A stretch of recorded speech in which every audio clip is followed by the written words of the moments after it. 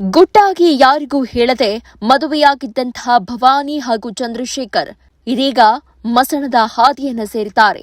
ಈಗಾಗಲೇ ಒಂದು ಮದುವೆಯಾಗಿದ್ದಂತಹ ಚಂದನ್ ಆದಾಗ್ಯೂ ಕೂಡ ಭವಾನಿಯನ್ನ ಪ್ರೀತಿಸ್ತಾ ಇದ್ದ.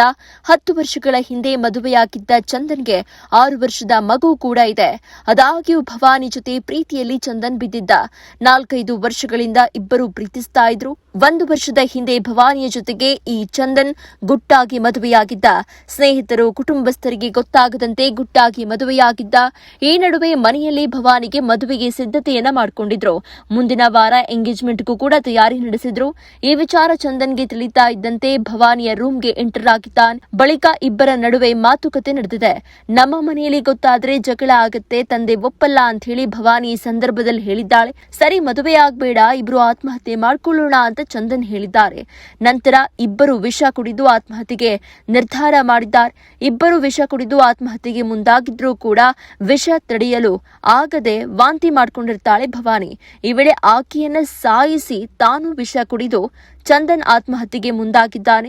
ಇದೇ ವೇಳೆ 1 ವರ್ಷದ ಆನಿವರ್ಸರಿ ಅಂತ ಹೇಳಿ ಸ್ಟೋರಿಯನ್ನ ಕೂಡ ಹಾಕಿರುತ್ತಾನೆ. ಚಂದನ್ ನಿಂದಲೇ ಇನ್ಸ್ಟಾದಲ್ಲಿ ಪೋಸ್ಟ್ ಆಗಿರುತ್ತೆ.